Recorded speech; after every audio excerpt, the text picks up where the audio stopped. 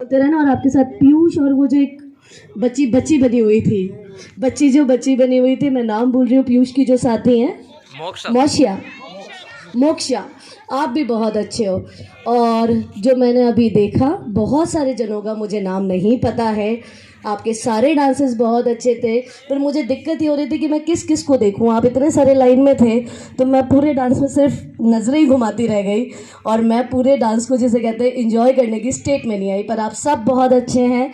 Teachers जिन्होंने hard work किया है, उन जिन्होंने कोरियोग्राफी की, मैंने सर से यही पूछा कि कोरियोग्राफी बच्चों ने की है या टीचर्स ने की है, तो उन्होंने कहा टीचर्स ने सिखाया। तो जितने भी टीचर्स इसके पीछे रहे, ग्रेट, बहुत अच्छा काम किया है।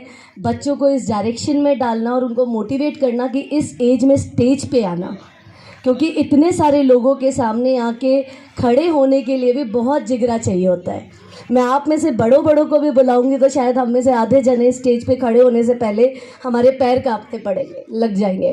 तो जितने भी बच्चों ने परफॉर्म किया, आप सब विनर हैं और आप सब बहुत खूबसूरत और बहुत अच्छे हैं, ठीक है। जितने भी जने थे, मुझे नाम पता होता मैं सबका नाम बोलती।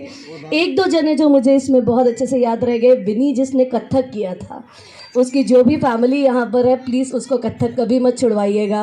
वो बहुत अच्छी ताल से डांस करती है और ज़रूर करवाइएगा। पेरेंट्स को भी अपलॉड कि आपने पढ़ाई के अलावा भी लड़की को कुछ और सिखाने की सोची और आप उसको जीने दे रहे हैं। तो उसके जहाँ भी पेरेंट्स हो, उसके अगर ग्रैंड पेरेंट्स आए हैं तो आप मेरे साधुवाद के पात्र हैं कि आपने उसको उसकी उड़ान लेने दी है। विनी, आप बहुत खूबसूरत लगती हैं स्टेज पर डांस करते हुए। आपसे नज़र हटाना बड़ा मुश्किल काम है। आपकी मुद्राएं, आपकी जो ताल के ऊपर है, वो बहुत बहुत खूबसूरत है। लास्ट में आपने जो तोड़ा लिया था वो भी बहुत खूबसूरत था। चलिए अब आ जाती हूँ मौके के ऊपर। हम पुलिस वालों के साथ में एक दिक्कत होती है कि हम पूरी चीज़ कभी भी पूरा नहीं कर पाते, क्योंकि एक के बाद एक चीज़ चल रही होती है।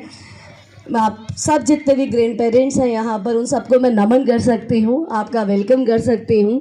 और आप मेरे भी दादा दादी ना सही पर बड़ों के जैसे तो बिल्कुल ही यहाँ पर मौजूद है।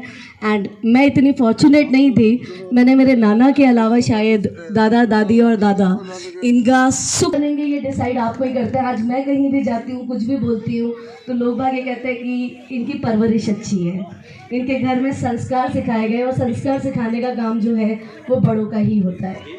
मंदिर के अंदर भगवान की पूजा करनी है, भगवान से डरना है, बड़ों की बात माननी है, ये कोई टीचर नहीं सिखाता। ये सिर्फ घर में बड़े लोग सिखाते हैं, जो कि आप लोग सिखा रहे हैं। तो आप जैसी नींव डालेंगे, ये देश और अजमेर वही बनेगा। तो आप ये जो सोचो कि ये काम बहुत छोटा काम है, मुझे लगता है दुनिया का सबसे बड़ा काम है। इस एनर्जी को कुछ सिखाना आसान काम नहीं है। ये इतने एनर्जी से भरे हुए होते हैं, लेकिन इनको सिखाने के लिए आपको कितना पेशेंस रखना पड़ता है ये आप ही जानते हैं। बट ये आप बहुत अच्छे से कर सकते हैं, शायद इसीलिए भगवान ने आपको चूज़ किया हुआ है कि आप ये कर सकें। जितने भी बच्चे हैं उनसे सिर्फ दो बातें बोलूँगी, ज़्यादा लंबा मैं इसलिए नहीं बोलूँगी कि जब मैं बच्ची थी तो मुझे बहुत बुरा लगता था, कोई बहुत लंबा बोल के जा रहा है तो मुझे लगता था ये बोले क्यों जा रहा है भाई, ख़त्म कर दे, मेरे को धूप लग रही है, मुझे भूख लग रही है, मुझे घर जाना है। तो इसलिए बहुत ज़्यादा नहीं बोलूँगी, सिर्फ दो बातें बोलूँगी।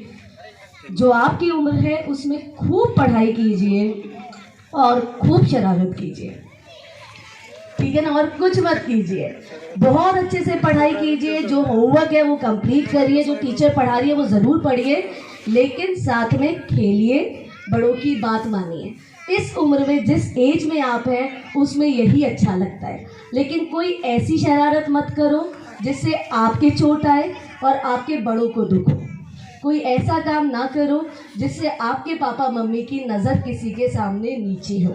वो भलाई बदतमीजी करना हो सकता है, वो जिद करना हो सकता है 10 लोगों के सामने, वो कोई भी ऐसी बात हो सकती है जिससे आपके पापा मम्मी को 4 लोगों के सामने बुरा लगे। ऐसा कोई काम मत कीजिए।